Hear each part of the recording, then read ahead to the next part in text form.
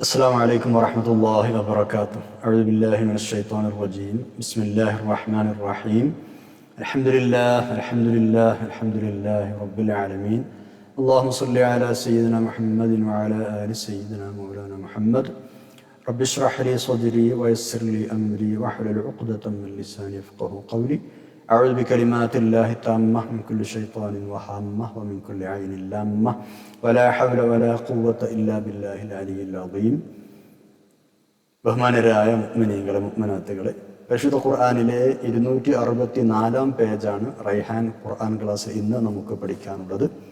അള്ളാഹു നമ്മുടെ സംഗമ സ്വാലിഹായ അമലായി ഖബൂൽ ചെയ്യട്ടെ. നമ്മൾ ദുആ ചെയ്യാൻ കടപ്പെട്ട എല്ലാ ആളുകൾക്കും, പ്രത്യേകിച്ച് നമ്മുടെ ഉമ്മമാർ, ഉപ്പമാർ, ഉസ്താദുമാർ, മുഫസ്സിരിങ്ങൾ, പണ്ഡിതന്മാർ, ഈ ക്ലാസ് കേൾക്കുന്നവർ, പിന്നീട് റെഫർ ചെയ്യുന്നവർ, ഇതിനോട് അധ്വാനിക്കുന്നവർ, നമ്മുടെ ദുആ കൊണ്ട് വസിയത്ത് ചെയ്തവർ എല്ലാവർക്കും അല്ലാഹു തആല രണ്ട് ലോകത്തും ഖൈർ പ്രദാനം ചെയ്യട്ടെ. ആമീൻ യാ റബ്ബൽ ആലമീൻ.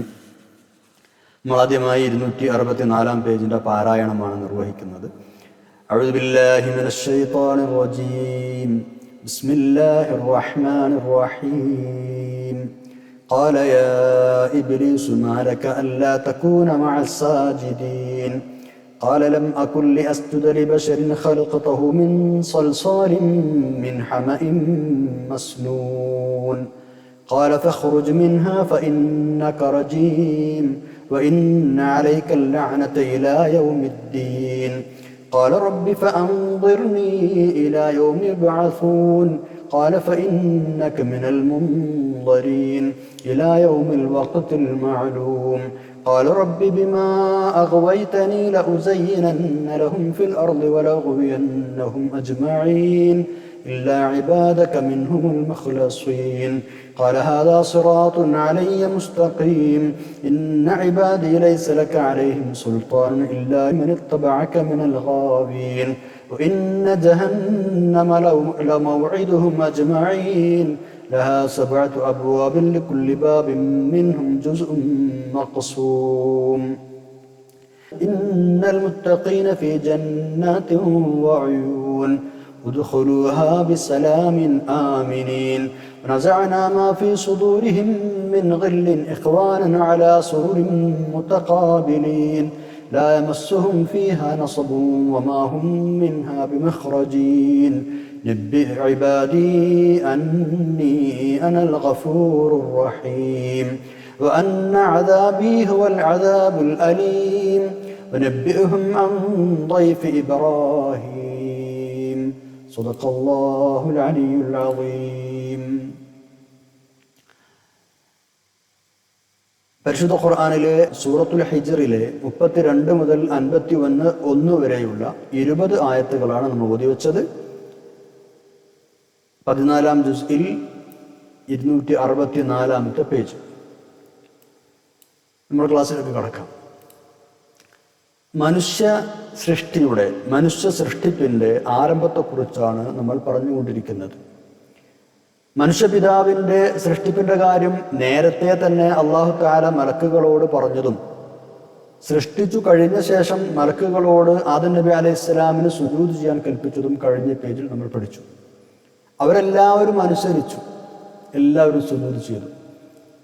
പക്ഷേ അന്ന് മലക്കുകളുടെ കൂട്ടത്തിലുണ്ടായിരുന്ന ഇബ്ലീസ് സുജൂദ് ചെയ്തില്ല.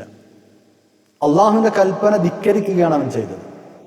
അതിന്റെ കാരണം എന്താണ് എന്ന് അല്ലാഹു തആല ചോദിക്കുന്നതും അതിനവൻ ചില ന്യായീകരണങ്ങൾ പറഞ്ഞ് മറുപടി കൊടുക്കുന്നതുമാണ് ഇനി പറയുന്നത്. എന്താ ന്യായീകരണം? മണ്ണുകൊണ്ട് സൃഷ്ടിക്കപ്പെട്ട ആദമിന് സുജൂദ് ചെയ്യാൻ ഞാൻ സന്നദ്ധനല്ല. ഇതാണ് അവന്റെ മറുപടി. കടുത്ത ധിക്കാരമാണിത്, മുരടിച്ച യുക്തിവാദമാണിത്. യുക്തിയുടെ വെളിച്ചത്തിൽ നോക്കിയാൽ സത്യത്തിൽ അവൻ നിർബന്ധമായും സുജൂദ് ചെയ്യണം എന്നാണ് മനസ്സിലാക്കുക. അതുകൊണ്ടാണ് നമ്മൾ നേരത്തെ മുരടിച്ച യുക്തിവാദം എന്ന് പറഞ്ഞത്. കാരണം മലക്കുകൾ പ്രകാശം കൊണ്ട് സൃഷ്ടിക്കപ്പെട്ട ആളുകളാണ്, ഇബ്ലീസ് തീ കൊണ്ട് സൃഷ്ടിക്കപ്പെട്ട ആളാണ്. അപ്പൊ തീയും പ്രകാശവും തുലനം ചെയ്യുമ്പോൾ പ്രകാശത്തിനാണല്ലോ മഹത്വവും ശ്രേഷ്ഠതയും കൂടുതലുള്ളത്. അങ്ങനെയുള്ള പ്രകാശം കൊണ്ട് സൃഷ്ടിക്കപ്പെട്ട മലക്കുകൾ പോലും ആദം നബി അലൈഹിസ്സലാമിന് സുജൂദ് ചെയ്തുവെങ്കിൽ, സാഷ്ടാംഗ പ്രമാണം നടത്തിയെങ്കിൽ, ഈ തീ കൊണ്ട് സൃഷ്ടിക്കപ്പെട്ട ഇബ്ലീസ് ഒരിക്കലും മാറി നിൽക്കരുതായിരുന്നു. അവന്റെ ന്യായം തികച്ചും പൊള്ളയാണെന്നർത്ഥം. ഇബ്ലീസിന്റെ അജ്ഞതയും അവിവേകതയുമാണിത്. ഞാൻ ആദമിനേക്കാൾ ശ്രേഷ്ഠനാണ് എന്ന ഇബ്ലീസിന്റെ വാദം അറിവില്ലായ്മയാണ്. പോരാത്തതിന് സ്രഷ്ടാവായ അള്ളാഹുവിന്റെ കൽപ്പന ധിക്കരിച്ചത് വലിയ അവിവേകവുമാണ്. തൻ്റെ ഭാഗം മാത്രമാണ് ശരി എന്നാണ് അള്ളാഹുവിനോട് പോലും തട്ടിക്കയറിയപ്പോൾ ഇബ്ലീസിന്റെ ഉള്ളിലിരിപ്പ്. ഗുരുതരമായ അഹന്തയാണിത്, അല്ലേ? നമ്മൾ ശ്രദ്ധിക്കേണ്ട വിഷയമാണ്. നോക്കാം നമുക്ക് ആയത്ത് 32, 33 ആയത്ത്. ബിസ്മില്ലാഹിർ റഹ്മാനിർ റഹീം. ഖാല യാ ഇബ്ലീസു മാ ലക അല്ലാ തകൂന മഅസ് സാജിദീൻ ഖാല ലം അകുൻ ലിഅസ്ജുദ ലിബശരിൻ ഖലഖതഹു മിൻ സൽസാലിൻ മിൻ ഹമഇൻ മസ്നൂൻ. ഖാല, അല്ലാഹു തആല ചോദിച്ചു, യാ ഇബ്ലീസ്, ഇബ്ലീസേ, മാ ലക അല്ലാ തകൂന മഅസ് സാജിദീൻ, നീ എന്തുകൊണ്ട് സുജൂദ് ചെയ്തവരോടൊപ്പം ചേർന്നില്ല? ഇബ്ലീസേ, സുജൂദ് ചെയ്തവരുടെ ഗണത്തിൽ പെടാതിരിക്കാൻ നിനക്കെന്തുണ്ട് ന്യായം? മാലക്ക, നിനക്കെന്തുണ്ട് ന്യായം? അല്ലാത്ത കൂന, നീ പെടാതിരിക്കാൻ, നീ ആകാതിരിക്കാൻ മഅസ്സാജിദീൻ, സുജൂദ് ചെയ്തവരുടെ കൂട്ടത്തിൽ. എന്താ മറുപടി? ഖാല, ഇബ്ലീസ് പറഞ്ഞു, ലം അകുൻ ലിഅസ്ജുദ ലിബശരിൻ, ലം അകുൻ, ഞാൻ സന്നദ്ധനല്ല, ലിഅസ്ജുദ, സുജൂദ് ചെയ്യാൻ, ലിബശരിൻ, ഒരു മനുഷ്യന്. എന്താണ് ആ മനുഷ്യന്റെ പ്രത്യേകത? ഖലഖതഹു, നീ അവനെ സൃഷ്ടിച്ചിരിക്കുന്നു, മിൻ സൽസാലിൻ മിൻ ഹമഇൻ മസ്നൂൻ, മുട്ടിയാൽ മുഴക്കമുണ്ടാകുന്ന മിനുത്ത കറുത്ത കളിമണ്ണ് കൊണ്ട് നീ സൃഷ്ടിച്ച മനുഷ്യന് സുജൂദ് ചെയ്യാൻ ഞാൻ സന്നദ്ധനല്ല, അങ്ങനെ എനിക്ക് പറ്റില്ല എന്നർത്ഥം. മിൻ സൽസാൽ, സൽസാൽ എന്ന് പറഞ്ഞാൽ മുട്ടിയാൽ മുഴക്കമുണ്ടാകുന്ന ഉണങ്ങിയ മണ്ണ്, സൽസാൽ എന്ന് പറയുക. ഹമ എന്ന് പറഞ്ഞാൽ കറുത്ത കളിമണ്ണ്, മസ്നൂൻ എന്ന് പറഞ്ഞാൽ മൂശയിൽ പാകപ്പെടുത്തിയ, രൂപപ്പെടുത്തിയ എന്നൊക്കെ അർത്ഥം. അപ്പോൾ മുട്ടിയാൽ മുഴക്കമുണ്ടാകുന്ന മിനുത്ത കറുത്ത കളിമണ്ണ് കൊണ്ട് നീ സൃഷ്ടിച്ച മനുഷ്യൻ സുജൂദ് ചെയ്യാൻ സന്നദ്ധനല്ല. ഞാൻ അവനേക്കാൾ ശ്രേഷ്ഠനാണ്, എന്നെ നീ തീ കൊണ്ടും അവനെ മണ്ണ് കൊണ്ടുമാണല്ലോ സൃഷ്ടിച്ചത് എന്ന് അള്ളാഹുവിനോട് തട്ടിക്കയറിയത് വേറെ ഒരു സൂറയിൽ, സൂറത്തുൽ ആറാഫ് 12 അള്ളാഹു തആല പറയുന്നുണ്ട്. നമ്മൾ ആ വിഷയം പഠിച്ചിട്ടുണ്ട്. സൂറത്തു ഇസ്രായിൽ 61 മണ്ണ് കൊണ്ട് നീ പടച്ചവനെ ഞാൻ സുജൂദ് ചെയ്യുകയോ എന്ന് പ്രതികരിച്ചു എന്നാണുള്ളത്. അഹങ്കാരമാണ്, കിബറാണ്. സത്യത്തിൽ നേരത്തെ പറഞ്ഞതുപോലെ ഇവനേക്കാൾ ശ്രേഷ്ഠതയുള്ള പ്രകാശം കൊണ്ട് സൃഷ്ടിക്കപ്പെട്ട മലക്കുകൾ വരെ സുജൂദ് ചെയ്തുവെങ്കിൽ ഇവൻ എന്തായാലും സുജൂദ് ചെയ്യേണ്ടിയിരുന്നു. ഈ ഒരു സംഭവം, അതായത് ആദം നബി അലൈഹി സ്വലാമിനെ സൃഷ്ടിച്ചതും ആദം നബി അലൈഹി സ്വലാമിന് സുജൂദ് ചെയ്യാൻ മലക്കുകളോട് പറഞ്ഞതും എല്ലാവരും സുജൂദ് ചെയ്തതും ഇബ്ലീസ് ധിക്കാരം കാണിച്ച് മാറുന്നതും സംബന്ധിച്ച് ഒരുപാട് സൂറകളിൽ പരാമർശമുണ്ട്. സൂറത്തുൽ ബഖറയിലുണ്ട്, സൂറത്തുൽ ആറാഫിലുണ്ട്, നമ്മൾ വിശദമായി പഠിച്ചിട്ടുണ്ട്. ഇനി വരുന്ന സൂറകളിൽ ഇൻഷാ അല്ലാഹ് സൂറത്തുൽ ഇസ്രാ, സൂറത്തുൽ കഹ്ഫ്, സൂറത്തുൽ ത്വാഹ, സ്വാദ്, ഈ സൂറകളൊക്കെ വരുന്നുണ്ട് ഇൻഷാ അല്ലാഹ്. അപ്പോൾ ഈ ഗൗരവം, ഈ വിഷയത്തിന്റെ ഗൗരവമാണ് അല്ലാഹു തആല ഇത്രയും ഇത് ആവർത്തിച്ച് പറഞ്ഞതിലൂടെ വ്യക്തമാക്കി തരുന്നത്. ഒരിക്കലും ഇബ്ലീസിന്റെ സ്വഭാവം നമുക്ക് ഉണ്ടാകരുതെന്നർത്ഥം. ന്യായം പറയുകയോ തട്ടിക്കയറുകയോ കിബറ് കാണിക്കുകയോ അഹന്ത കാണിക്കുകയോ വലിയ വിവരമുള്ള ആളാണെന്ന് ധരിക്കുകയോ ഒന്നും ചെയ്യാൻ പാടില്ല എന്നർത്ഥം. ഇബ്ലീസിന് വിവരത്തിന് കുറവൊന്നും ഉണ്ടായിരുന്നില്ല, പക്ഷേ ആ വിവരം അസ്ഥാനത്ത് പ്രയോഗിച്ചു എന്നതാണ് പ്രശ്നം. അള്ളാഹിനോട് പറയേണ്ട വാക്കല്ല അവൻ പറഞ്ഞത്. ആകട്ടെ, എന്നിട്ട് എന്താ സംഭവിച്ചത് നമുക്ക് നോക്കാം. 34-ാമത്തെ ആയത്ത്. ബിസ്മില്ലാഹിർ റഹ്മാനിർ റഹീം. ഖാല ഫഖ്റുജ് മിൻഹാ ഫഇന്നക റജീം. ഖാല, അല്ലാഹു തആല പറഞ്ഞു, ഫഖ്റുജ് മിൻഹാ, ഇവിടെ നിന്ന് നീ പുറത്തു പോകണം, സ്വർഗ്ഗത്തിൽ നിന്ന് പുറത്തു പോകണം. ഫഇന്നക, തീർച്ചയായും നീ, റജീമുൻ, ആട്ടി അകറ്റപ്പെട്ടവനാണ്. റജീം എന്ന് പറഞ്ഞാൽ ആട്ടി അകറ്റപ്പെട്ടവനാണ്. ആദം നബി അലൈഹി സ്വലാമിനെ സൃഷ്ടിക്കാൻ ഉപയോഗിച്ച മെറ്റീരിയലിന്റെ പേര് പറഞ്ഞാണ് ഇബ്ലീസ് മഹാനവർകളെ കുറിച്ച് ഉച്ചനീതിത്വം കൽപ്പിച്ചതും സുജൂദ് ചെയ്തിരുന്നതും, അല്ലേ? സർവജ്ഞനായ യുക്തിമാനായ അള്ളാഹു ഒരു കാര്യം പറഞ്ഞാൽ ഇടവും വലവും നോക്കാതെ അപ്പടി സ്വീകരിക്കലാണ്, അത് അങ്ങനെ തന്നെ ചെയ്യലാണ് യഥാർത്ഥ അടിമയുടെ കടമ.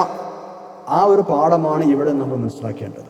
അള്ളാഹ് എന്താ പറഞ്ഞു അതാണ് അംഗീകരിക്കുക. പിന്നെ അവിടെ ന്യായം പറയാനോ യുക്തി നോക്കാനോ നമ്മുടെ യുക്തിക്ക് അനുസരിച്ചതാണോ നോക്കാനോ ഒന്നും മുസ്ലിമായ മനുഷ്യൻ എന്തില്ല, ചെയ്യാൻ പാടില്ല. അതുപോലെ തന്നെ ജനനവും തറവാടും മാത്രം നോക്കി ഉച്ചനീചത്വം കണക്കാക്കുന്നതും ശരിയല്ല. ഒരാൾ ഇന്ന കുടുംബത്തിൽ ജനിച്ചു, അത് ഇന്ന തറവാട്ടിൽ ജനിച്ചു, അത് ഇന്ന രൂപത്തിൽ ജനിച്ചു,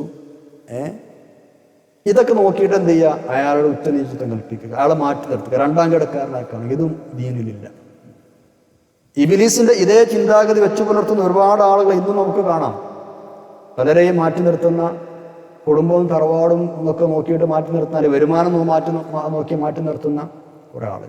തഖ്വയാണ് ഒരു മനുഷ്യന്റെ ഉന്നമനത്തിന് ആധാരം. ഇബ്ലീസിന്റെ ഈ പറയപ്പെട്ട സ്വഭാവങ്ങളൊന്നും ഉണ്ടാവാൻ പാടില്ല. നമ്മൾ വിശദമായി പഠിച്ചതുകൊണ്ട് ആവർത്തിക്കുന്നില്ല. ഇനി 35 മുതൽ 38 വരെയുള്ള ആയത്തുകൾ നോക്കാം. ബിസ്മില്ലാഹിർ റഹ്മാനിർ റഹീം. വഇന്ന അലൈക്കൽ ലഅനത ഇലാ യൗമിദ്ദീൻ ഖാല റബ്ബി ഫഅൻദിർനി ഇലാ യൗമി യുബ്അസൂൻ ഖാല ഫഇന്നക മിനൽ മുൻദരീൻ ഇലാ യൗമിൽ വഖ്തിൽ മഅലൂം. അല്ലാഹു തആല പറയാണ്, നീ ഇവിടെ നിന്ന് പുറത്തു പോകണം. ഇതിലപ്പോൾ 34-ാമത്തെ ആയത്തിൽ പറഞ്ഞത്. ശേഷം പറയുന്നു, നിനക്ക് ശാപമുണ്ട്. വഇന്ന അലൈക്കൽ ലഅന, തീർച്ചയായും നിനക്ക് ശാപവർഷമുണ്ടാകുന്നതാണ്. ഇലാ യൗമിദ്ദീൻ, പ്രതിഫല ദിനം വരെ, പ്രതിഫലം നൽകുന്ന ആ ദിനം വരെ, പറഞ്ഞ ഖിയാമത്ത് നാൾ വരെ നിനക്ക് നിന്റെ ശാപമുണ്ട്. അപ്പൊ ഇബ്ലീസ് ആ അവസരം മുതലാക്കി മറ്റു ചില കാര്യങ്ങൾ അള്ളാഹുവിനോട് ആവശ്യപ്പെടുകയാണ്. അവന് പുറത്തു പോകാൻ പറഞ്ഞതാണല്ലോ. മനുഷ്യനാണല്ലോ പുറത്തു പോകാൻ കാരണക്കാരനായത്. മനുഷ്യനായ ആദം നബി അലൈഹി ഇസ്ലാമിന് സുജൂദ് ചെയ്തില്ല. അതാണ് ഇപ്പോൾ പുറത്താക്കാനുള്ള കാരണം.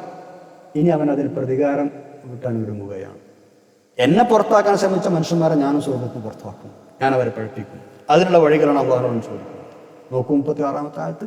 ഖാല, പിശാച് ചോദിച്ചു, റബ്ബി, എൻ്റെ റബ്ബേ, ഫഅൻദിർനി, നീ എന്നെ അവശേഷിപ്പിച്ചു തരയണമേ, ഇലാ യൗമി യുബ്അസൂൻ, സൃഷ്ടികളുടെ പുനരുത്ഥാന നാൾ വരെ, സൃഷ്ടികൾക്ക് പുനർജന്മം നൽകപ്പെടുന്ന നാൾ വരെ നീ എന്നെ ഒന്ന് അവശേഷിപ്പിച്ചു തരുമോ, ബാക്കിയാക്കി തരുമോ, എൻ്റെ അവധി നീട്ടി തരുമോ? അപ്പൊ അല്ലാഹു തആല പറഞ്ഞു, ശരി. ഖാല, അല്ലാഹു പറഞ്ഞു, ഫഇന്നക, തീർച്ചയായും നീ മിനൽ മുൻദരീൻ, അവധി നീട്ടി നൽകപ്പെട്ടവരിൽപ്പെട്ടവരാണ്. ഏതുവരെ? ഇലാ യൗമിൽ വഖ്തിൽ മഅലൂം, ഒരു നിശ്ചിത സമയമാകുന്നത് വരെ. ഇലാ യൗമിൽ വഖ്തിൽ മഅലൂം, ഒരു നിശ്ചിത സമയത്തിന്റെ ദിവസം വരെ. അതായത് അറിയപ്പെട്ട ആ ഒരു സമയമാകും വരെ നീ അവശേഷിപ്പിക്കപ്പെടും എന്നർത്ഥം. അതായത് ഖിയാമത്ത് നാൾ വരെ, ഖിയാമത്ത് നാൾ വരെ എന്നർത്ഥം. നേരത്തെ അവൻ ചോദിച്ചത് ബഅസ് വരെയാണ്, പുനർജന്മം. അത് ഖിയാമത്ത് നാൾ സംഭവിച്ച് പിന്നെ സൃഷ്ടികളെല്ലാവരും ഖബറിൽ നിന്ന് എഴുന്നേറ്റ് മഹ്ശറിൽ വരുന്ന പുനർജന്മല്ലേ, അതുവരെ പിന്തിക്കണം, സമയം തരണം എന്നാണ് പിശാച് ചോദിച്ചത്. പക്ഷെ അല്ലാഹു തആല സമ്മതിച്ചില്ല. അല്ലാഹു തആല എന്ത് പറഞ്ഞു? ഇലാ യൗമിൽ വഖ്തിൽ മഅലൂം, അറിയപ്പെട്ട ആ നിശ്ചിത സമയം വരെ നിന്നെ പിന്തിപ്പിച്ചു എന്ന് പറഞ്ഞാൽ ഖിയാമത്ത് സംഭവിക്കുന്നത് വരെ. ഖിയാമത്തിൽ എല്ലാവരും മരിക്കുമ്പോൾ അവനും മരിക്കും എന്നർത്ഥം. ഇവിടെ ഇബ്ലീസ് ഒരു ഐഡിയ പ്രയോഗിച്ചതാണ്. പുനരുത്ഥാന ദിവസം വരെ ഒഴിവ് കിട്ടിയാൽ, ബഅസിന്റെ ദിവസം വരെ അവധി നീട്ടിക്കൊടുത്താൽ മരണത്തിൽ നിന്നും മോചിതരാവാലോ, മരിക്കുന്നതിന് രക്ഷപ്പെടാലോ എന്ന് കരുതിയിട്ടാണ് പിശാച് അങ്ങനെ ചോദിച്ചത്. കാരണം ബഅസിന്റെ അന്ന് പിന്നെ അതിന് ശേഷം മരണമല്ലല്ലോ. അപ്പോൾ മരണത്തിൽ നിന്ന് രക്ഷപ്പെടാനും അനന്തര നടപടികളിൽ നിന്ന് രക്ഷപ്പെടാനുമാണ് പിശാച് ഈ ചോദ്യം ചോദിച്ചത്. അതിന് വ്യാമോഹം അങ്ങനെയായിരുന്നു. പുനരുത്ഥാനത്തിന് ശേഷം പിന്നെ മരണമില്ലല്ലോ. പക്ഷേ ആ അപേക്ഷ അല്ലാഹു തആല നിരസിച്ചു. അന്ത്യനാൾ വരെ മാത്രം അവന് അവധി നീട്ടി നൽകി. അതോടെ എന്ന് മനസ്സിലായി, പിശാചും മരണത്തിന് വിധേയനാകും എന്ന് മനസ്സിലായി. ഏതായാലും താൻ മരിക്കുമെന്ന് പിശാചിന് ഉറപ്പായി. ഏതായാലും അതുവരെ ലഭിക്കുന്ന സമയം മുഴുവനും മനുഷ്യനെ വഴിവെപ്പിക്കാൻ അവൻ തീരുമാനിക്കുകയാണ്. അതാണ് ഇനി അടുത്ത ആയത്തുകളിൽ പറയുന്നത്.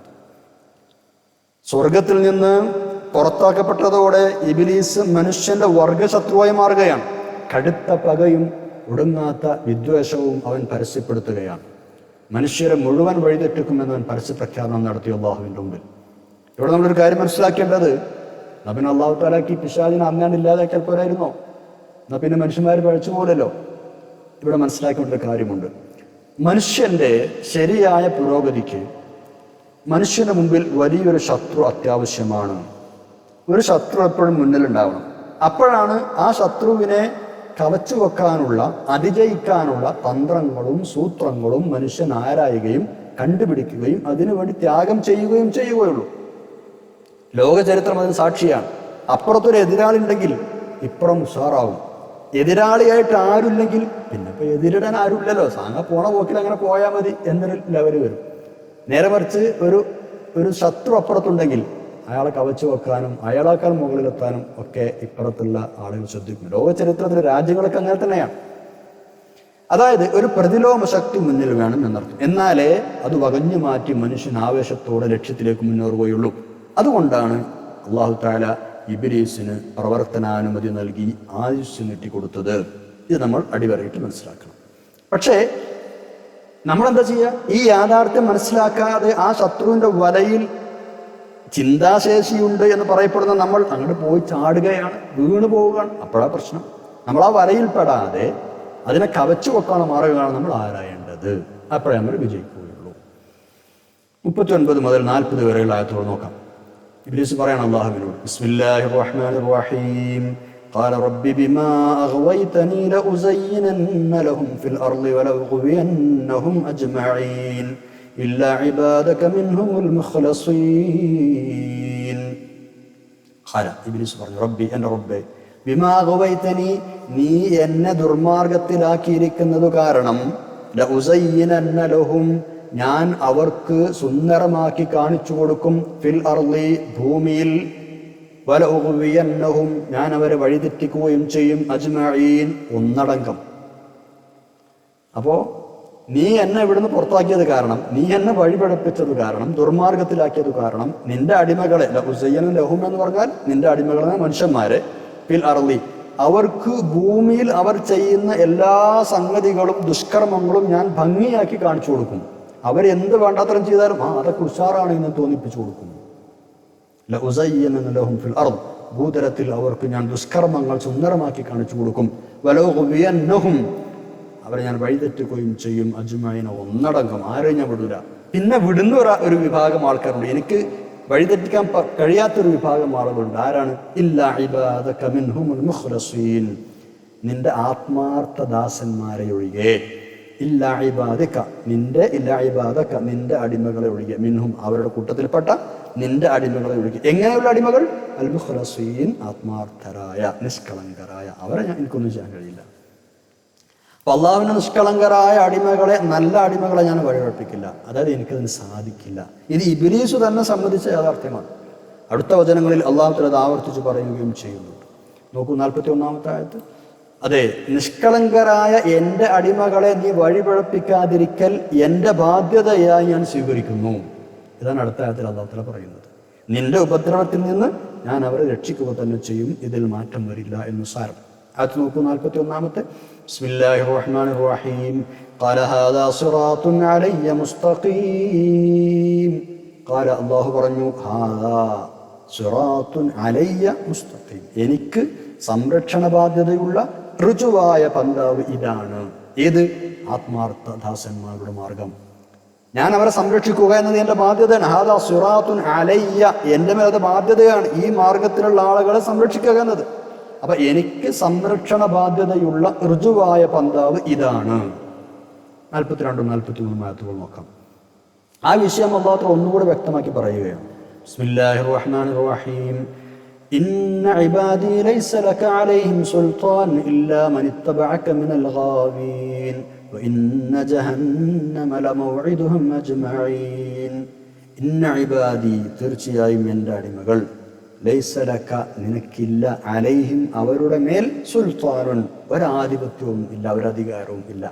എൻ്റെ അടിമകളായ ആളുകൾ, അവരുടെ മേൽ നിനക്ക് ഒരാധിപത്യവും ഇല്ല, അവരെ നിനക്കൊന്നും ചെയ്യാൻ കഴിയില്ല. ആരെയല്ലാതെ? ഇല്ലാ മൻ ഇത്തബഅക, നിന്നെ പിൻപറ്റിയവരെ അല്ലാതെ, മിനൽ ഗാവീൻ, വഴി തെറ്റിയവരിൽ നിന്ന്. അപ്പൊ നിന്നെ പിൻപറ്റിയ വഴിതെറ്റിയവരിലല്ലാതെ എൻ്റെ അടിമകളുടെ മേൽ നിനക്ക് യാതൊരു ആധിപത്യവും ഉണ്ടാകില്ല. നിന്നെ പിൻപറ്റിയ ഗാവീൻ എന്ന് പറഞ്ഞാൽ വഴിതെറ്റിയ ആളുകൾ, അവരല്ലാതെ എൻ്റെ അടിമകളെ മേൽ നിനക്കൊന്നും ചെയ്യാൻ കഴിയില്ല. ഇനി നിന്നെ പിൻപറ്റിയ ആളുകളുടെ പര്യവസാനം എന്താണ്? വഇന്ന ജഹന്നമ ലമൗഇദുഹും അജ്മഈൻ, തീർച്ചയായും നരകം, വഇന്ന ജഹന്നമ, തീർച്ചയായും നരകം, ലമൗഇദുഹും, അവരുടെ വാഗ്ദത്ത സങ്കേതം തന്നെയാണ്, അജ്മഈൻ, അവരെല്ലാവരുടെയും, അവരുടെയൊക്കെ വാഗ്ദത്ത സങ്കേതം നരകം തന്നെ, തീർച്ച. അല്ലാഹുവിൻ്റെ സന്നിധിയിൽ കാര്യങ്ങളൊക്കെ ഇബ്ലീസ് തുറന്നു പറഞ്ഞെങ്കിലും ഇബ്ലീസ് അജയ്യനാണോ? ഒരിക്കലുമല്ല. ആത്മാർത്ഥരായ മുത്തഖീകളായ ആളുകൾക്ക് ഇബ്ലീസിനെ മലർത്തിയടിക്കാനും തോൽപ്പിക്കാനും നിസ്സംശയം കഴിയും, തീർച്ചയാണ്. അതാണ് എൻ്റെ നിഷ്കളങ്കരായ അടിമകളെ വലയിലാക്കാൻ നിനക്ക് കഴിയില്ല എന്ന് അല്ലാഹു തആല വ്യക്തമാക്കിയത്. സൂറത്തു നഹലിലെ 99-ലും 100-ലും ഈ വിഷയം പറയുന്നുണ്ട്. ആരാണ് നിഷ്കളങ്കരായ ആളുകൾ? അള്ളാഹുവിൽ വിശ്വസിച്ച്, അള്ളാഹു മനുഷ്യന് മുമ്പിൽ വെച്ച മാർഗദർശനം സ്വീകരിച്ച്, പരിശുദ്ധ ദീനിൽ അടിയുറച്ച് വിശ്വസിച്ച് മുന്നേറുന്ന ആളുകൾ, അവരാണ് മുഖ്ലസീൻ എന്ന് പറഞ്ഞാൽ. അവർക്ക് തീർച്ചയായും പിശാചിനെ പരാജയപ്പെടുത്താൻ കഴിയുക തന്നെ ചെയ്യും. ഇനി 44-ാമത്തെ ആയത്ത് നോക്കൂ. ബിസ്മില്ലാഹിർ റഹ്മാനിർ റഹീം. ലഹാ സബ്അതു അബ്വാബിൻ ലികുല്ലി ബാബിൻ മിൻഹും ജുസ്ഉം മഖ്സൂം. തൊട്ടുമുള്ള ആയത്ത് എന്താ പറഞ്ഞത്? നിന്നെ പിൻപറ്റിയ വഴിതെറ്റിയ ആളുകളുടെ ഒക്കെ മൗഇദ്, വാഗ്ദത്ത സങ്കേതം നരകമാണ്. ആ നരകത്തിന്റെ പ്രത്യേകത പറയുന്നത് ലഹാ, ആ ജഹന്നമിനുണ്ട്, ആ നരകത്തിനുണ്ട്. സബ്അതു അബ്വാബിൻ, 7 വാതിലുകളുണ്ട്. ലികുല്ലി ബാബിൻ മിൻഹും, അതിൽപ്പെട്ട ഓരോ വാതിലിനും ഉണ്ട് ജുസ്ഉം മഖ്സൂം, പ്രവേശിക്കുവാൻ പ്രത്യേക വിഭാഗക്കാർ. ലികുല്ലി ബാബിൻ മിൻഹും, ആ വാതിലുകളിൽപ്പെട്ട ലികുല്ലി ബാബിൻ മിൻഹും, ഓരോ വാതിലിലൂടെയും ജുസ്ഉം മഖ്സൂം, പ്രവേശിക്കുവാൻ ഓരോ പ്രത്യേക വിഭാഗക്കാരും ഉണ്ട്. ആ ആളുകളിൽപ്പെട്ട ഓരോ വിഭാഗം ആളുകൾ ഓരോ വാതിലിലൂടെയും പ്രവേശിക്കാനുണ്ട്. ലഹാ സബ്അതു അബ്വാബിൻ, ആ നരകത്തിന് 70 വാതിലുകളുണ്ട്. ലികുല്ലി ബാബിൻ, ഓരോ വാതിലിനുമുണ്ട്. മിൻഹും, ആ നിന്നെ പിൻപറ്റിയ വഴിപടിച്ച ആളുകളിലെ അവരുടെ കൂട്ടത്തിൽ നിന്ന് ജുസ്ഉം മഖ്സൂം, പ്രത്യേകമായ വിഭാഗക്കാർ. അങ്ങനെ ഓരോ വാതിലുകളിലും കടക്കാൻ പ്രത്യേക വിഭാഗക്കാരുണ്ട്. നരകത്തിന് 7 വാതിലുണ്ട് എന്ന് പറഞ്ഞത് 7 വാതിലുകൾ തന്നെയാണ് എന്നാണ് ഒരു വ്യാഖ്യാനം. അതല്ല, നരകത്തിന് ഒന്നിനു മുകളിൽ മറ്റൊന്നായി 7 തട്ടുകളുണ്ടെന്നാണ് ഉദ്ദേശം എന്നൊരു വ്യാഖ്യാനവും ഉണ്ട്. ഇമാം അലി റളിയല്ലാഹു അൻഹുവിന്റെയും മറ്റുമൊക്കെ അഭിപ്രായം ഇതാണ്. ഇമാം ഇബ്ൻ കസീർ റഹ്മത്തുള്ളാഹി അലൈഹി ഇവിടെ തഫ്സീർ കൊടുക്കുന്നുണ്ട്. നരകത്തിന്റെ 7 വാതിലുകളിൽ ഓരോന്നിനും ഇബ്ലീസിന്റെ നിശ്ചയിക്കപ്പെട്ട കുറെ അനുയായികൾ ഉണ്ട്. ഓരോ വിഭാഗം കുറ്റവാളികളും നിശ്ചിത വാതിലുകളുടെയാണ് നരകത്തിലേക്ക് പ്രവേശിക്കുക. അതാണ് ലികുല്ലി ബാബിൻ മിൻഹും ജുസ്ഉം മഖ്സൂം എന്ന് പറയാൻ കാരണം. ഓരോ വിഭാഗം കുറ്റവാളികൾ, ഓർക്കൊക്കെ ഓരോ നിശ്ചിത വാതിലുകളുണ്ടാവും. അപ്പോൾ ഓരോ വാതിലിനും നിശ്ചിത ആൾക്കാരുണ്ട് എന്നർത്ഥം. ആ ആൾക്കാർ ആ വാതിലൂടെ കടക്കും. അപ്പോൾ ഓരോരുത്തരുടെയും ദുശ്ചെയ്തികളുടെ ഗൗരവമനുസരിച്ചുള്ള വാതിലുകളിലൂടെ പ്രവേശിക്കുകയും ചെയ്തു പോയ തെറ്റുകൾ തോതനുസരിച്ച് നരകത്തിൽ അവർ വസിക്കുകയും ചെയ്യും. ഇങ്ങനെയാണ് മഹാനായ ഇമാം റാസി റഹ്മത്തുള്ളാഹി അലൈഹി തഫ്സീർ കൊടുത്തത്. അതായത് ഇബ്ലീസിനെ ഒന്നുകൂടി വ്യക്തമാക്കി പറഞ്ഞാൽ, ഇബ്ലീസിനെ പിൻപറ്റിയ ആളുകളെ 7 തരംതിരിച്ച് ഓരോ തരക്കാർക്കും പ്രത്യേകം തയ്യാറാക്കപ്പെട്ട വാതിലുകളിലൂടെ പ്രവേശിച്ച് 7 സ്ഥാനങ്ങളിൽ വെച്ചായിരിക്കും നരകശിക്ഷ നൽകപ്പെടുക. കുറ്റത്തിന്റെ തോതനുസരിച്ചായിരിക്കും ഈ തരംതിരിക്കലും ശിക്ഷയും ഒക്കെ വിഭജിക്കുന്നത് എന്നർത്ഥം. 45 മുതൽ 48 വരെ ആയത്തുകൾ നോക്കാം. നരകക്കാരെ കുറിച്ച് പറഞ്ഞ ശേഷം ഇനി സ്വർഗക്കാരെ കുറിച്ച് പറയുകയാണ്. ഖുർആന്റെ ഒരു പതിവ് ശൈലിയാണ് അല്ലേ? മാഷാ അല്ലാഹ്, നമ്മൾ എപ്പോഴും പറയാറുണ്ട്. മുത്തഖീങ്ങളായ ആളുകൾ നദികൾ ഒഴുകിക്കൊണ്ടിരിക്കുന്ന സ്വർഗങ്ങളിലാണ്. ഒരു തരത്തിലുള്ള ക്ഷീണമോ അസുഖമോ ഇല്ലാതെ കാലാകാലം അവരതിൽ വസിച്ചുകൊണ്ടിരിക്കും. എല്ലാവിധ മാലിന്യങ്ങളും അവരുടെ ഹൃദയത്തിൽ നിന്ന് അല്ലാഹു തആല അകറ്റിക്കളയും.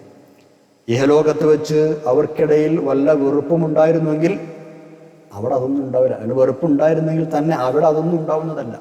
അതൊക്കെ അല്ലാഹു തആല നീക്കി കൊടുക്കും.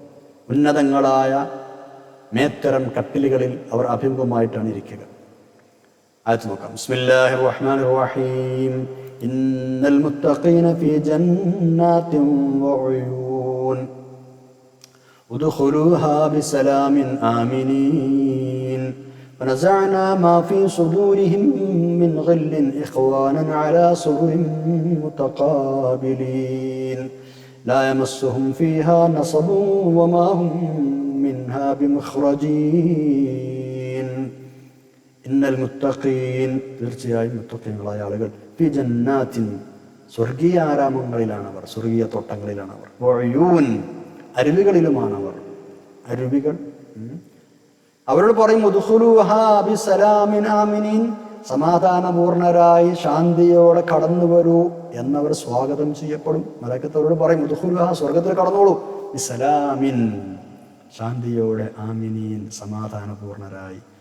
എന്നിട്ട് അല്ലാഹു തആല പറയാം വനസഅനാ മാ ഫീ സുദൂരിഹിം, വനസഅനാ, നാം നീക്കിക്കളയുന്നതാണ്, മാ ഫീ സുദൂരിഹിം, അവരുടെ മനസ്സിലുണ്ടായിരുന്ന മിൻ ഗില്ലിൻ, വിദ്വേഷമെല്ലാം, പോര്. ദുന്യാവിൽ താമസിക്കുമ്പോൾ ദേഷ്യം, പോര്, വെറുപ്പ്, ഇതൊക്കെ അങ്ങനെ ഉണ്ടാവുമല്ലോ. ഗില്ല് എന്ന് പറഞ്ഞാൽ എനിക്ക് പറയാം. അങ്ങനെയുള്ള ഗില്ല്, ആ വിദ്വേഷം അല്ലെങ്കിൽ ആ പോര്, അവരുടെ മനസ്സിലുണ്ടായിരുന്ന ആ പോരുകളും വിദ്വേഷമൊക്കെ വനസഅന, നാം ഊരിക്കളയും. വനസഅന എന്ന് പറഞ്ഞാൽ ഊരി എന്നാണ് അർത്ഥം. നാം നീക്കിക്കളയും എന്നർത്ഥം. ഇഖ്വാനൻ, അവർ സഹോദരങ്ങളായിട്ടാണ് അവിടെ കഴിയുക. എങ്ങനെ? അലാ സുറുറിൻ, മേത്തരം കട്ടിലുകളിന്മേൽ മുതഖാബിലിൻ, അഭിമുഖമായിട്ട്, മുഖാമുഖം സഹോദരങ്ങളായി അവരങ്ങനെ കട്ടിലുകളിലിരിക്കും. അവർ സഹോദരന്മാരായി ചില മേത്തരം കട്ടിലുകളിൽ പരസ്പരം അഭിമുഖമായിരിക്കുന്നതാണ്. മുതഖാബിലിൻ എന്ന് പറഞ്ഞാൽ പരസ്പരം അഭിമുഖമായിരിക്കുക, ഫേസ് ടു ഫേസ് ആയിട്ടിരിക്കുക, ഫേസ് ടു ഫേസ്. ദുന്യാവിൽ തമ്മിൽ വല്ല പകയോ വെറുപ്പോ ഉള്ളവരാണെങ്കിലും സ്വർഗത്തിൽ വെച്ച് അനന്നുണ്ടാവില്ല. അതൊക്കെ അല്ലാതെ എനിക്ക് കളയും. അങ്ങനെ അവർ സഹോദരങ്ങളെ പോലെ ആനന്ദഭരിതരായി കഴിഞ്ഞുകൂടുകയും എന്നർത്ഥം. മാത്രമല്ല ലാ യമസ്സുഹും ഫീഹാ നസബും വമാ ഹും മിൻഹാ ബിമുഖ്റജീൻ, ലാ യമസ്സുഹും, അവരെ ബാധിക്കുകയില്ല, ഫീഹാ, ആ സ്വർഗത്തിൽ, നസബുൻ, ഒരു ക്ഷീണവും, വമാ ഹും മിൻഹാ ബിമുഖ്റജീൻ, വമാ ഹും, അവരല്ല, മിൻഹാ, സ്വർഗത്തിൽ നിന്ന്, ബിമുഖ്റജീൻ, പുറത്താക്കപ്പെടുന്നവരും അല്ല. പുറത്തു പോകുന്നു പിന്നെ അവരോട് പറയില്ല, അവിടെ തന്നെ. നസബുൻ എന്ന് പറഞ്ഞാൽ ക്ഷീണം. അടുത്ത ആയത്ത് നോക്കാം, 49, 50. സ്വർഗക്കാരെയും നരകക്കാരെയും കുറിച്ച് പറഞ്ഞ ശേഷം ആ രണ്ട് വിഭാഗങ്ങളും മനസ്സിലാക്കാൻ വേണ്ടി അള്ളാഹുവിൻ്റെ 2 തരം വിശേഷണങ്ങളെ കുറിച്ച് ഉണർത്തുകയാണ്. മനുഷ്യൻ അള്ളാഹുവിനെ കുറിച്ച് നിരാശനാവേണ്ടതില്ല, അതേസമയം നിർഭയനാവുകയും ചെയ്യരുത്. ഇതാണ് ശക്തമായ ഭാഷയിൽ അള്ളാഹു ഉത്ബോധിപ്പിക്കുന്നത്. ആയത്ത് പഠിച്ചതിന് ശേഷം വിശദീകരിക്കാം. 49, 50. ബിസ്മില്ലാഹിർ റഹ്മാനിർ റഹീം. നബ്ബി ഇബാദി അന്നി അനൽ ഗഫൂറുർ റഹീം വഅന്ന അദാബി ഹുവൽ അദാബുൽ അലീം. നബിയെ അങ്ങ് പറഞ്ഞു കൊടുക്കൂ, അങ്ങ് അറിയിച്ചു കൊടുക്കൂ. നബി എന്ന് പറഞ്ഞാൽ നബിയെ അങ്ങ് അറിയിക്കുക. ഇബാദി, എൻ്റെ അടിമകളെ അറിയിക്കുക. എന്താണ് അറിയിക്കേണ്ടത്? അന്നി, തീർച്ചയായും ഞാൻ, അന, ഞാൻ, അൽ ഗഫൂറു, ധാരാളം പാപങ്ങൾ പുറത്തു തരുന്ന ആളാണ്, അർ റഹീമു, കരുണാമയനുമാണ്. ഞാൻ ഗഫൂറാണ് എന്നും ഞാൻ റഹീമാണ് എന്നും എൻ്റെ അടിമകളോട് താങ്കൾ അറിയിക്കണം, പറഞ്ഞു കൊടുക്കണം. പിന്നെ എന്ത് പറഞ്ഞു കൊടുക്കണം? വഅന്ന അദാബി ഹുവൽ അദാബുൽ അലീം, വഅന്ന അദാബി, തീർച്ചയായും എൻ്റെ ശിക്ഷ, ഹുവ, അത്, അൽ അദാബുൽ അലീം, അത് വേദനയുറ്റതാണ്, വേദനാജനകമാണ് എന്നും അങ്ങ് പറഞ്ഞു കൊടുക്കണം. എന്തായാലും അർത്ഥം, എപ്പോഴും മുഅ്മിനായ മനുഷ്യൻ എങ്ങനെയാണ് ജീവിക്കേണ്ടത് എന്നതിന് നേർരേഖയാണ് ഈ ആയത്ത്, ഈ 2 ആയത്തുകൾ. ശുഭപ്രതീക്ഷ കാണും, അള്ളാഹുവിനെ കുറിച്ചുള്ള പ്രതീക്ഷ, എൻ്റെ തെറ്റുകളൊക്കെ പുറത്തു തരും, അവൻ കരുണാമയനാണല്ലോ, ഗഫൂറാണല്ലോ, റഹീമാണല്ലോ. അതേസമയം അള്ളാഹു ഭയങ്കര ശിക്ഷിക്കുന്ന ആളുമാണ്. ആ ശിക്ഷ എങ്ങനെ എനിക്ക് ഏറ്റുവാങ്ങേണ്ടി വരുമോ, ആ ഒരു പേടിയും വേണം. ഖൗഫും വേണം, റജാഉം വേണം. ഖൗഫ് എന്ന് പറഞ്ഞാൽ പേടി, റജാ എന്ന് പറഞ്ഞാൽ പ്രതീക്ഷ. അള്ളാഹുവിനെ കുറിച്ചുള്ള നല്ല പ്രതീക്ഷ, ഹുസ്നുൽ തന്നെ, എപ്പോഴും അള്ളാഹുവിനെ കുറിച്ച് ആ പ്രതീക്ഷ വെച്ച് പുലർത്തണമെന്നാണ്. പ്രത്യേകിച്ച് മരിക്കാൻ പോകുന്ന സമയത്ത്, മരണമാസനായി കിടക്കുന്ന ആളുകൾ അടുത്ത് ചെല്ലുമ്പോൾ അള്ളാഹുവിനെ കുറിച്ച് നല്ലത് പറഞ്ഞു കൊടുക്കണം. അള്ളാഹുവിനെ കുറിച്ച് നല്ല പ്രതീക്ഷ വെച്ച് പുലർത്താൻ അവരെ ഓർമ്മിപ്പിക്കണം. സാരല്ല, നമ്മുടെ റബ്ബല്ലേ, പുറത്തു തരും, ഇൻഷാല്ലാഹ്, നിങ്ങൾ പൊറുക്കുന്നതോട് അസ്തഗ്ഫിറുല്ലാഹ് എന്ന് പറയും, ലാ ഇലാഹ ഇല്ലല്ലാഹ് പറയും, അള്ളാഹു തആല പുറത്തു തരുന്നു, ബേജാറാവണ്ട എന്നൊക്കെ പറഞ്ഞ് അള്ളാഹുവിനെ കുറിച്ച് നല്ല ചിന്ത അവരിൽ വളർത്തിയെടുക്കാൻ ശ്രമിക്കണം, ഉണ്ടാക്കാൻ ശ്രമിക്കണം. മുഅ്മിനായ മനുഷ്യൻ നമ്മുടെ ജീവിതകാലത്ത് കൊണ്ട് നടക്കേണ്ട പ്രധാനപ്പെട്ട ഗുണമാണിത്, അള്ളാഹുവിനെ കുറിച്ച് ഹുസ്നുൽ തന്നെ. അതോടൊപ്പം അള്ളാഹു ഒക്കെ പുറത്തു വരും എന്ന് വിചാരിച്ചിട്ട് തീരെ പേടിയില്ല നടക്കും ചെയ്യരുത്. രണ്ടും വേണം. എങ്ങാനും ഞാൻ ഈ ചെയ്യുന്നതൊക്കെ അള്ളാഹു സ്വീകരിക്കാതിരുന്നാലോ, അങ്ങനെ എനിക്ക് ശിക്ഷ ലഭിച്ചാലോ, ആ ഒരു പേടിയും വേണമെന്നർത്ഥം. നിരാശയുണ്ടാവാതെ റബ്ബ് തെറ്റുകളെല്ലാം പുറത്തു തരും, കരുണ ചൊരിയുമെന്ന് നല്ല പ്രതീക്ഷ, അതോടൊപ്പം തന്നെ ശിക്ഷ അനുഭവിക്കേണ്ടി വരുമോ എന്നൊരു ഉൾഭയം ഇത് മനുഷ്യനുണ്ടാവണം. സത്യവിശ്വാസിയായ ഒരാളുടെ നിലപാട് ഇങ്ങനെ ആയിരിക്കണമെന്ന് ആശക്കും ആശങ്കക്കും ഇടയിലാവണം. അതാണ് ഇവിടെ അള്ളാഹു തആല വ്യക്തമാക്കുന്നത്. അള്ളാഹു തആല പാപങ്ങൾ പുറത്തു തരും, ശരി. മുഅ്മിനായ മനുഷ്യന്മാരോട് വലിയ റഹ്മത്തുള്ള ആളാണ്, ദുനിയാവിലും ആഖിറത്തും അവരോട് കരുണ ചെയ്യുന്ന ആൾ തന്നെയാണ്. അതേസമയം ശിക്ഷിക്കേണ്ടി വന്നാൽ വേദനാജനകവും ശിക്ഷയും അവൻ നൽകും. ഇത് സംബന്ധമായ ഒരുപാട് ഹദീസുകൾ കാണാം, ഒരുപാട് വിശദീകരണങ്ങൾ കാണാം. നബി സല്ലല്ലാഹു അലൈഹി വസല്ലം തങ്ങൾ ഒരിക്കൽ ഒരു സംഘം സഹാബികളുടെ അടുത്തുകൂടി ഇങ്ങനെ നടന്നു പോവാണ്. അപ്പോൾ അവരിങ്ങനെ വല്ലാതെ ചിരിക്കുന്നുണ്ട്, സഹാബികൾ ഇങ്ങനെ ചിരിച്ചുല്ലസിക്കുകയാണ്. അത് കണ്ടപ്പോൾ നബി സല്ലല്ലാഹു അലൈഹി വസല്ലം തങ്ങളോട് ചോദിച്ചു, നരകം മുന്നിലിരിക്കെ നിങ്ങൾ എങ്ങനെയാണ് ഇങ്ങനെ ചിരിച്ച് ആഹ്ലാദിക്കുന്നത്? ഇത് ചോദിച്ച് അവിടെ നിന്നാണ് പോയി. സഹാബികൾക്ക് അത് വലിയ വിഷമമായി. കുറച്ച് കഴിഞ്ഞ് മഹാനായ നബി സല്ലല്ലാഹു അലൈഹി വസല്ലം തങ്ങൾ ഇബ്രാഹിം മഖാമിനടുത്തെത്തി.